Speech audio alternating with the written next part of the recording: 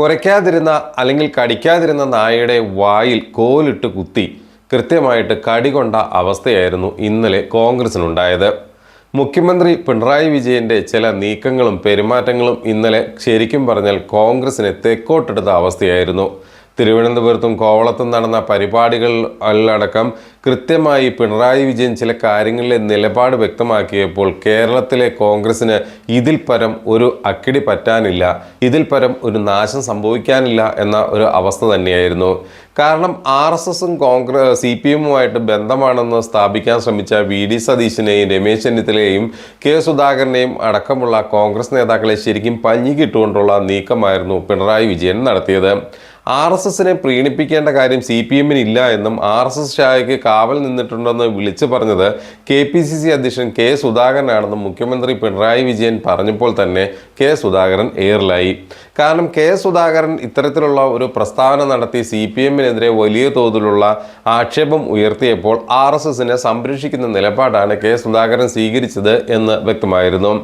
അതോടൊപ്പം തന്നെ മറ്റൊരു പ്രശ്നം, കോൺഗ്രസിലെ ഒരു മുതിർന്ന MP കോൺഗ്രസിലേക്ക് നിന്നും BJPയിലേക്ക് പോകുന്നു എന്നുള്ള വാർത്തകളെയും പിണറായി വിജയൻ കൃത്യമായി പരിശോധിച്ച് പഠിച്ച ശേഷം അവതരിപ്പിച്ചതോടെ ശരിക്കും കോൺഗ്രസ്സുകാർ വെട്ടിലായി എന്നുള്ളതാണ് വസ്തുത.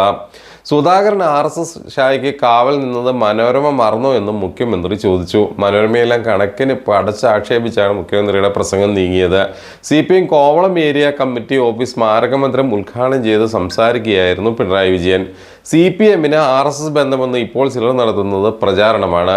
പ്രതിപക്ഷ നേതാവ് ഉൾപ്പെടെ ശക്തമായി ഉന്നയിക്കുന്നതാണിത്. ആരെക്കുറിച്ചാണ് RSS ബന്ധം പറയുന്നത്? ഇതെല്ലാം പരിശോധിക്കണമെന്നും പിണറായി വിജയൻ പറഞ്ഞു.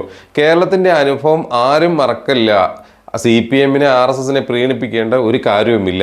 ഏറ്റവും കൂടുതൽ CPMകാരെ കൊലപ്പെടുത്തിയത് RSSകാരനാണെന്നും പിണറായി വിജയൻ കൂട്ടിച്ചേർത്തു.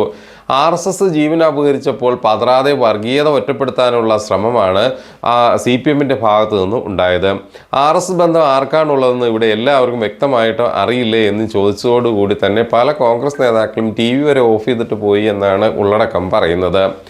RSS ഷായ്ക്ക് കാവൽ നിന്നയാൾ ആരാണെന്ന് എല്ലാവർക്കും അറിയാമല്ലോ.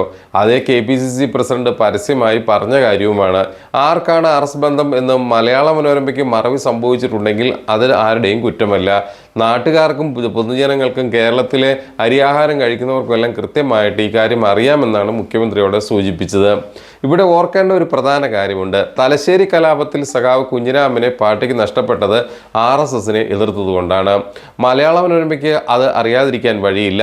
P പരമേശ്വരൻ പുസ്തക പ്രകാശനം ആരാണ് തൃശ്ശൂരിൽ നടത്തിയത്?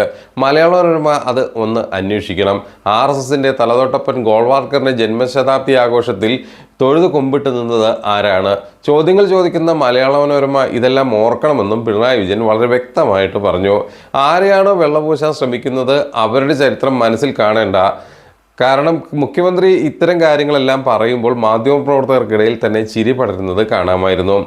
മാധവ് ഗോഡ്ബോൾ എഴുതിയ ഒരു പുസ്തകമുണ്ട്. ആ പുസ്തകം മനോരമ ഒന്ന് വായിക്കണം. രാജീവ് ഗാന്ധിയെ രണ്ടാം കർസേവകൻ എന്നാണ് ഇദ്ദേഹം പുസ്തകത്തിൽ വിശേഷിപ്പിച്ചത്. അഭിമാനപൂർവ്വം പറയുന്നു, വർഗീയ ശക്തികളോട് സന്ധിയില്ലാതെ CPM പോരാടിയിട്ടുണ്ട്. അതിൽ വെള്ളം ചേർത്തിട്ടില്ല. ഈ 3 സംസ്ഥാനങ്ങളിൽ കോൺഗ്രസ് ഭരണമുണ്ട് എന്താണ് ഇവിടുത്തെ സ്ഥിതി എന്ന് പരിശോധിക്കണമെന്നും പിണറായി പറഞ്ഞു. അയോധ്യയിലെ ഭൂമി പൂജ ഐക്യത്തിനാണെന്ന് പറഞ്ഞത് പ്രിയങ്ക ഗാന്ധിയാണ്. ഹിമാചൽ പ്രദേശിലെ കോൺഗ്രസ് സർക്കാർ പ്രതിഷ്ഠാ ദിനത്തിൽ അവധി പ്രഖ്യാപിക്കുന്നു. മതനിരപേക്ഷത സംരക്ഷിക്കപ്പെടണം. മനുഷ്യന് മനുഷ്യനായി ജീവിക്കാനുള്ള അവകാശം ഉണ്ടാകണം. ഒരു വർഗീയതയോടും വിട്ടുവീഴ്ചയില്ലാത്ത സമീപനമാണ് ഇടതുപക്ഷം സ്വീകരിക്കുന്നത്. CPMന് RSSുമായി ബന്ധം ആരോപിക്കേണ്ട വ്യാമോഹം ആർക്കും വേണ്ട. ഇത്തരത്തിലുള്ള ആരോപണങ്ങൾ തികഞ്ഞ അവജ്ഞയോടെ പൊതുജനങ്ങൾ അടക്കമുള്ളവർ തള്ളിക്കളയുമെന്നും മുഖ്യമന്ത്രി പറഞ്ഞു.